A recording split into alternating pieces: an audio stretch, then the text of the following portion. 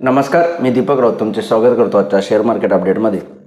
आज मार्केटमध्ये चांगली पॉझिटिव्ह मूव्ह बघायला मिळाली. त्याचं कारण होतं RBIची आलेली पॉलिसी. एक सरप्राईज पॉलिसी RBIकडून दिली. पॉलिसी ऑलरेडी शेड्यूल होती, पण पॉलिसी डिसिजन सरप्राईज करणार होते मार्केटसाठी. मार्केटची अपेक्षा होती की 0.25 बेसिस व्याजदर कट होतील, पण तसं न करता RBIनं 0.5% व्याजदर कट केला.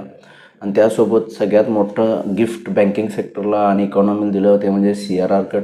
100 बेसिस पॉईंटनी CRR कट केला, म्हणजे तो CRR 4%वरून 3%वर आला.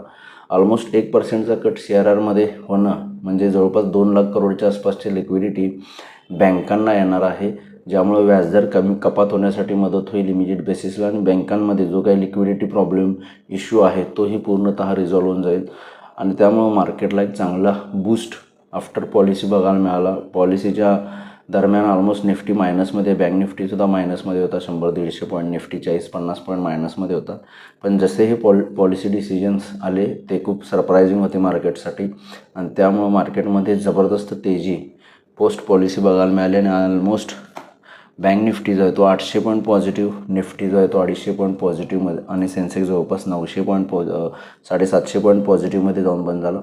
ओव्हरऑल जबरदस्त तेजी मार्केटमध्ये आज RBIच्या पॉलिसीमुळं बघायला मिळाली. आणि मार्केट जे रेंज बाउंड राहिलेलं, एक ट्रेडिंग रेंजमध्ये अडकलेलं, त्या ट्रेडिंग रेंजमधून निफ्टी, बँक निफ्टी दोन्ही इंडेक्स बाहेर पडली. आणि एक ब्रेकआउट आपणाला मार्केटमध्ये बघायला मिळाला आहे, जो मला वाटतं फर्दर नेक्स्ट वीकमध्ये कंटिन्यू होईल आणि further upward momentum upside Nifty, bank निफ्टीमध्ये आपल्याला बघायला मिळतील.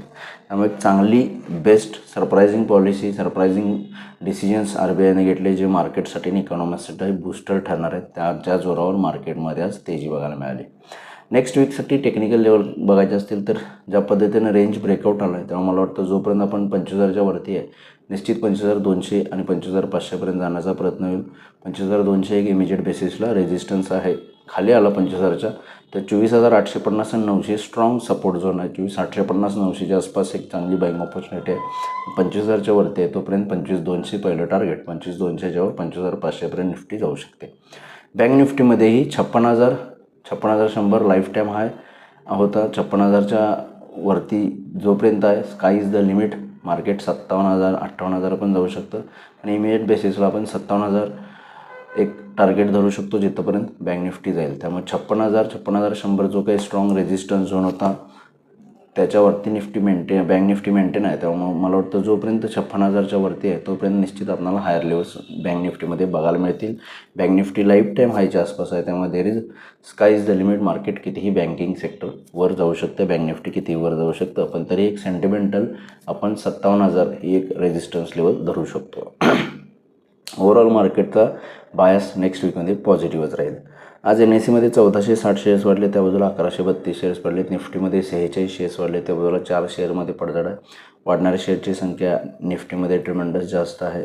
NSEमध्ये थोडा मिक्स आहे. सेक्टर इंडिसाइजमध्ये मात्र सगळे सेक्टर्समध्ये चांगली तेजी आहे. खास करून रियालिटी सेक्टर 4.5% वर आहे. त्यापाठोपाठ बँक्स, ऑटो, मेटल या सगळ्या सेक्टर्समध्ये बाईंग बघायला मिळालं. बाकी सगळे सेक्टर्स किरकोळ कळणं पॉझिटिव्हमध्ये बंद आहेत. पडणाऱ्या कुठल्याही सेक्टरमध्ये पडझड झालेली नाही. ग्लोबल मार्केटचा आढावा घ्यायचा झाला तर European markets 10-20 point plus minus आहेत, फ्लॅट आहे. डाव फ्युचर 100 पॉईंट पॉझिटिव्हमध्ये आहे. त्यामुळे ग्लोबल मार्केटमध्ये फारसं काही मोमेंटम नाही आहे. पण ज्या पद्धतीनं आज RBIनं पॉलिसी दिली त्यामुळे एक मार्केटला आपल्या चांगली बूस्टर मिळाला, एक ब्रेकआउट मिळाला आणि मला वाटतं तो नेक्स्ट वीकमध्ये कंटिन्यू राहील. तर बघा मार्केट नेक्स्ट वीकमध्ये कशा पद्धतीनं बिहेव होते. माझा व्हिडिओ ऐकला त्याबद्दल धन्यवाद. माझा व्हिडिओ जास्तीत लाईक करा, शेअर करा, माझ्या चॅनल सबस्क्राईब करून डेली अपडेटसाठी बेल आयकॉनला क्लिक करा. धन्यवाद.